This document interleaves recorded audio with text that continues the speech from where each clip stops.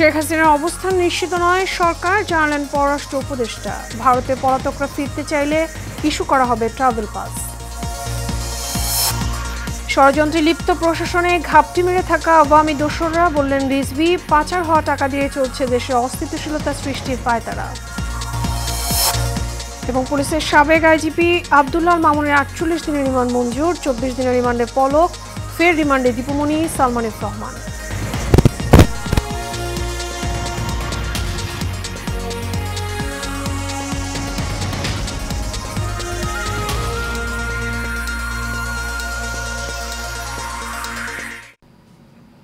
স্বাগত Asian prime নিউজে, আপনাদের সঙ্গে আছি আমি মিতা মৌসুমী। শুনছেন বিআরবি কেবল ইন্ডাস্ট্রিজ লিমিটেড সংবাদ শিরোনাম। এবারে চলে যাব বিস্তারিত সংবাদে। সাবেক প্রধানমন্ত্রী শেখ হাসিনা ভারত ছেড়েছেন কিনা সে বিষয়ে খোঁজ নেওয়া হচ্ছে বলে জানিয়েছেন পররাষ্ট্র উপদেষ্টা তৌহিদ হোসেন। আজ পররাষ্ট্র মন্ত্রণালয়ে তিনি সাংবাদিকদের কথা বলেন। পররাষ্ট্র উপদেষ্টা বলেন, সাবেক প্রধানমন্ত্রী শেখ হাসিনা আরব আমিরাতের আজমানে গেছেন বলে বিভিন্ন সামাজিক যোগাযোগ মাধ্যমে দেখেছেন। তার অবস্থান জানতে চেয়ে দিল্লি এবং আবুধাবিতে খোঁজ নেওয়া হচ্ছে, তবে এ বিষয়ে এখনও নিশ্চিত কোনো তথ্য পাওয়া যায়নি বলেও জানান তিনি। তৌহিদ হোসেন বলেন, ভারতে পলাতকরা দেশে ফিরতে চাইলে ট্রাভেল পাস ইস্যু করা যেতে পারে। যদি আদালত ফিরিয়ে আনতে বলে তখন সে উদ্যোগ নেওয়া হবে। ইতালি ভিসা প্রত্যাশীদের প্রসঙ্গে পররাষ্ট্র উপদেষ্টা বলেন, ইতালিতে যেতে প্রত্যাশীদের জমাকৃত ভিসার মধ্যে 20,000 ভিসা আগামী ডিসেম্বরের মধ্যে ইস্যু করার চেষ্টা করবে দূতাবাস।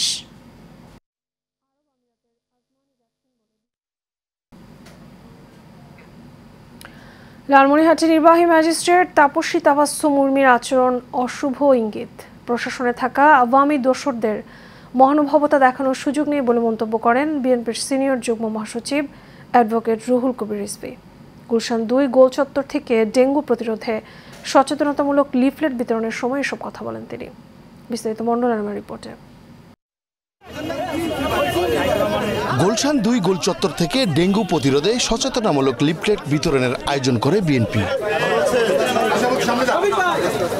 এ সময় বিএনপির সিনিয়র যুগ্ম মহাসচিব রুহুল কবির রিজভী বলেন, প্রশাসনে এখনো ঘাপটি মারে বসে আছে শেখ হাসিনার লোকজন। হাসিনা পুনরুত্থান হলে দেশ বধ্যভূমিতে পরিণত হবে বলেও মন্তব্য করেন তিনি। শেখ হাসিনার পুনরুত্থান মানে আপনারা এই দেশ হবে এক ভয়ঙ্কর বদ্ধভূমি। এই ভয়ঙ্কর বদ্ধভূমির যাতে তৈরি না হয়, তাই অন্তর্বর্তীকালীন সরকারকে অবিলম্বে প্রয়োজনীয় সংস্কার সম্পন্ন করে অবাধ ও সুষ্ঠু নির্বাচনের দিকে নিয়ে যেতে হবে। এদিকে জাতীয় প্রেস ক্লাবে এক সমাবেশে বিএনপি চেয়ারপারসনের উপদেষ্টা জয়নুল আবেদিন ফারুক বলেন, বিরোধী মত দমনে হাতিয়ার হিসাবে গণমাধ্যমের কণ্ঠরোধ করেছিল স্বৈরাচার সরকার। বৃষ্টিতে ভিজে আপনারা সংবাদ সংগ্রহ করেন, রোদে আজকে পুড়ে সংবাদ সংগ্রহ করতেন। শেখ হাসিনার ইঙ্গিতে সেদিন সেই সংবাদগুলো আপনারা প্রকাশ করতে পারতেন না। এনএসআই, ডিজি, ডিএফআই যা বলে তাই লিখে দিতেন। দেশে পাচার হওয়া টাকা দিয়ে দেশকে অস্থিতিশীল করছে আওয়ামী লীগ, এমন অভিযোগ করেন বিএনপির এই দুই নেতা। যারা হিন্দুস্তানে বসে এখনো আপা আপা বলে কথা বলে, তাদের বিরুদ্ধে। Mondal Enam, Asian television, Dhaka. বৈষম্য বিরোধী ছাত্র আন্দোলনকে কেন্দ্র করে কয়েকটি মামলায় পুলিশের সাবেক আইজিপি চৌধুরী আব্দুল্লাহ মামুনের 48 দিনের রিমান্ড মঞ্জুর করেছেন আদালত। আজ ঢাকা মেট্রোপলিটন ম্যাজিস্ট্রেট শাহিন রেজের আদালত তার এই রিমান্ড মঞ্জুর করেন। এর আগে বিভিন্ন মামলায় 18 দিনের রিমান্ডে নেওয়া হয় তাকে। চৌধুরী আব্দুল্লাহ মামুনকে মোট 17টি মামলায় গ্রেপ্তার দেখানো হয়েছে এবং 9 মামলায় মোট 48 দিনের রিমান্ডে পাঠানো হয়েছে। পর্যায়ক্রমে একের পর এক মামলায় তার এই রিমান্ড কার্যকর হবে বলে উল্লেখ করেন আদালত। এদিকে আলাদা আলাদা মামলায় সাবেক আইসিটি প্রতিমন্ত্রী জুনায়েদ আহমেদ পলকের 24 দিনের রিমান্ড মঞ্জুর করেছেন আদালত। আজ ঢাকার চিফ মেট্রোপলিটন ম্যাজিস্ট্রেটের একটি আদালত এই আদেশ দেন। এছাড়া যাত্রাবাড়ি থানায় দায়েরকৃত হত্যা মামলায় সাবেক মন্ত্রী দীপুমণি, সাবেক প্রধানমন্ত্রী শেখ হাসিনার শিল্প ও বিনিয়োগ বিষয়ক উপদেষ্টা সালমান এফ রহমানের ফের রিমান্ড মঞ্জুর করেছেন আদালত। যাত্রাবাড়ি থানার আলাদা হত্যা মামলায় ঢাকা মহানগর গোয়েন্দা পুলিশের লালবাগ বিভাগের সাবেক উপপুলিশ কমিশনার মশিউর রহমানের 4 দিনের রিমান্ড মঞ্জুর করেছেন আদালত।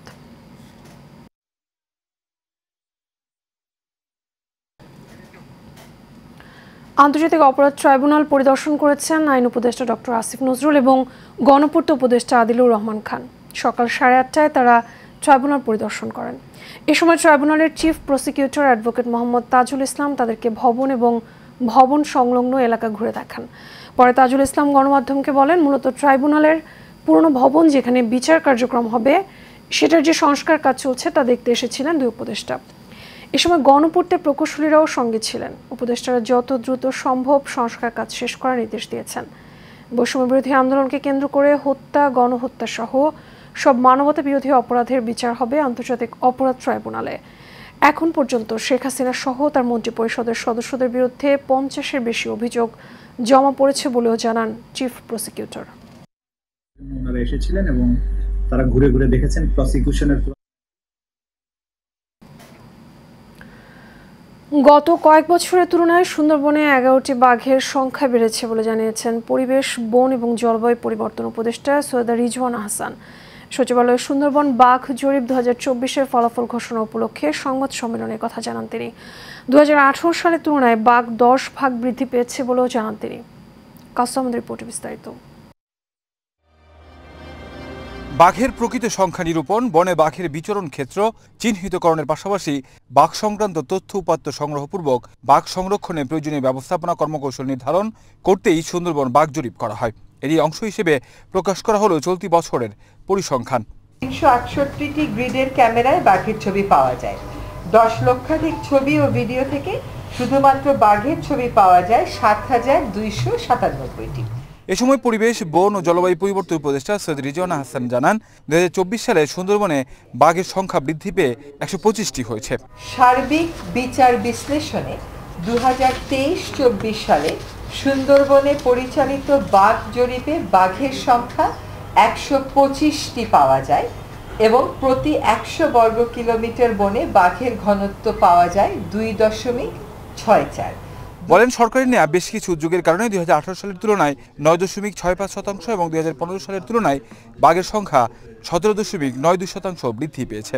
53.52% এলাকাকে সুন্দরবনের রক্ষিত এলাকা ঘোষণা করেছে। সেখানে সকল ধরনের বনজ সম্পদ আহরণ নিষিদ্ধ করা হয়েছে। বাঘ মানুষের দ্বন্দ্ব এড়াতে চতুর্পাশে 60 কিলোমিটার দীর্ঘ নাইলনের ফেন্সিং তৈরি করা হচ্ছে। ঝড়, জলোচ্ছ্বাস বা অন্যান্য প্রাকৃতিক দুর্যোগের সময় বাঘ যাতে আশ্রয় নিতে পারে এই জন্য বনের ভিতরে 12টি মাটির ঢিবি নির্মাণ করা হয়েছে। বন ও পরিবেশ রক্ষায় বর্তমান সরকার সর্বোচ্চ গুরুত্ব দিয়ে কাজ করছে বলে জানান পরিবেশ, বন ও জলবায়ু উপদেষ্টা।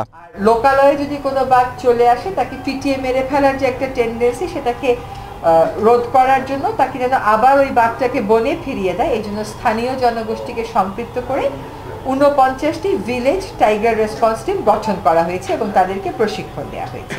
কাউসার আহমেদ, এশিয়ান টেলিভিশন, ঢাকা। আসন্ন শারদীয় দুর্গাপূজা উপলক্ষে হিন্দু ভাই বোনদের পূজা উদযাপনের সব ধরনের নিরাপত্তা এবং অনুদান দেওয়ার ব্যবস্থা নেওয়ার নির্দেশনা দিয়েছেন বিএনপির ভারপ্রাপ্ত চেয়ারম্যান তারেক রহমান। এমনটাই জানালেন উত্তর বিএনপির প্রতিষ্ঠাতা সভাপতি, জাতীয় নির্বাহী কমিটির ক্ষুদ্র ঋণ বিষয়ক সম্পাদক ডক্টর এম.এ. কাইয়ুম। হিন্দু ভাইয়েরা এখানে উপস্থিত হয়েছেন, আমার ব্যক্তিগত পক্ষ থেকে, আমার বিএনপি নেতৃবৃন্দরা আছেন, আমার সকলের পক্ষ থেকে আমরা ধন্যবাদ জানাই। তো আপনাদের কর্ম করার ব্যাপারে কোনো প্রকার বাধা অসুবিধা যদি মনে করেন আমাদের জানাবেন। আমরা সর্বাত্মকভাবে দলের উপর থেকে তারেক রহমান সাহেবের নির্দেশ থেকে, তারেক রহমান সাহেব আপনারা দেখছেন তার বক্তব্য বলেছে, আপনাদের সকল অনুষ্ঠানগুলি নির্বিঘ্ন করার জন্য স্থানীয় পর্যায়ে আমাদেরকে নজরদারি রাখতে বলেছে। তা আপনারা অসুবিধা মনে করলে আমাদের সাথে যোগাযোগ করবেন। আর আজকে আমাদের কোম্পানির পক্ষ থেকে এবং আমাদের নেতৃবৃন্দ বিষয় পক্ষ থেকে আমরা কিছু আর্থিক সহযোগিতা আপনাদের করছি। এবার এক্সিম ব্যাংক বাণিজ্য সংবাদ।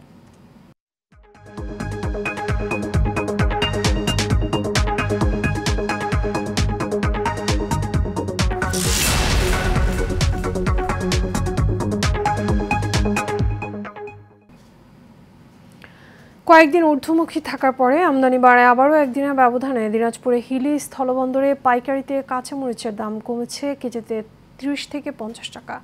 একদিন আগেও বন্দরের প্রতি কেজি কাঁচামরিচ 200 থেকে 230 টাকা দরে বিক্রি হলেও বর্তমানে তা কমে 150 থেকে 200 টাকা দরে বিক্রি হচ্ছে। দাম কমায় খুশি বন্দরে কাঁচামরিচ কিনতে আসা পাইকাররা। হিলি স্থলবন্দরের কাঁচামরিচ আমদানিকারকরা বলছেন, সম্প্রতি দেশের বিভিন্ন অঞ্চলে বৃষ্টিপাত হওয়ায় কাঁচামরিচের উৎপাদন ব্যাহত হয়েছে। এতে সরবরাহ কমায় আবারও ঊর্ধ্বমুখী হতে শুরু করেছে কাঁচামরিচের দাম। এর ফলে দেশে আমদানিকৃত কাঁচামরিচের চাহিদা অনেকটা বেড়ে গিয়েছে।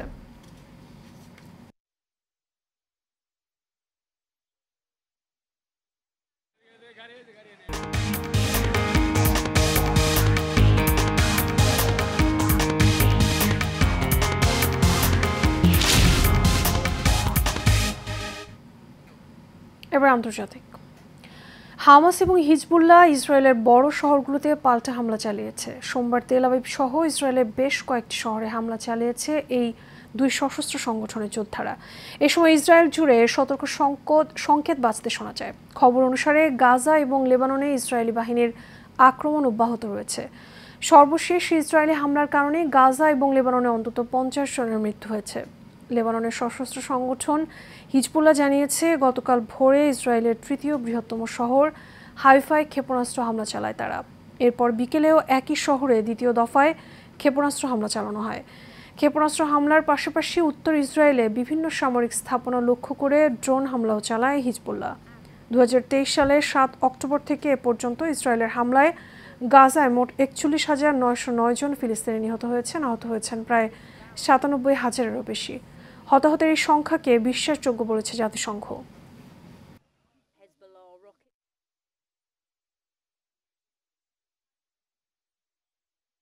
এবারে সিউডিল প্রেজেন্টস হেলথ অ্যান্ড বিউটি।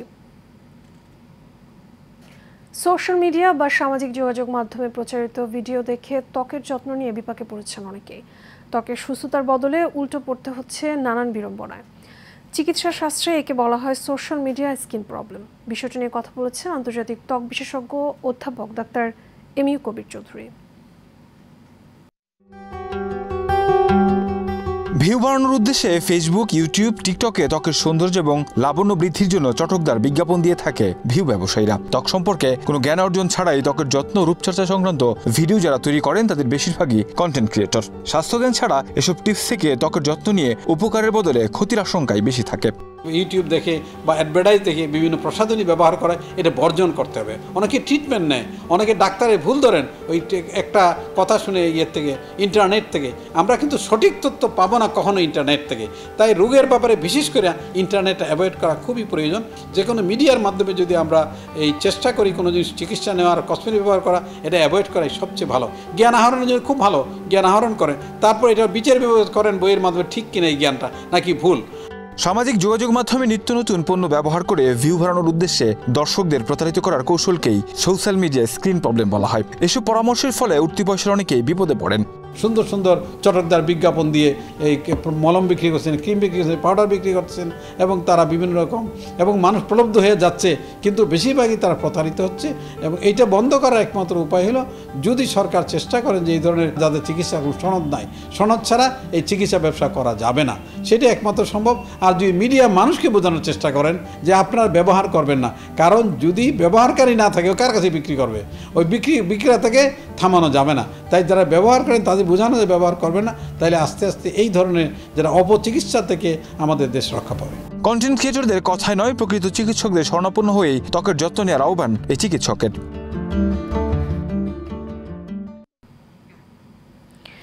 এর সাথে শেষ খবর এশিয়ান প্রাইম নিউজ। বিআরবি কেবল ইন্ডাস্ট্রিজ লিমিটেড সংবাদ শিরোনামগুলো জানাবো আরও একবার। শেখ হাসিনার অবস্থান নিশ্চিত নয় সরকার, জানালেন পররাষ্ট্র উপদেষ্টা। ভারতে পলাতকরা ফিরতে চাইলে ইস্যু করা হবে ট্রাভেল পাস। ষড়যন্ত্রে লিপ্ত প্রশাসনে ঘাপটি মেরে থাকা আওয়ামী দোসররা, বললেন রিজভী। পাচার হওয়া টাকা দিয়ে চলছে দেশে অস্থিতিশীলতা সৃষ্টির পায়তারা। এবং পুলিশের সাবেক আইজিপি আব্দুল্লাহ মামুনের 48 দিনের রিমান্ড মঞ্জুর, 24 দিনের রিমান্ডে পলক, ফের রিমান্ডে দীপমণি, সালমান এফ রহমান।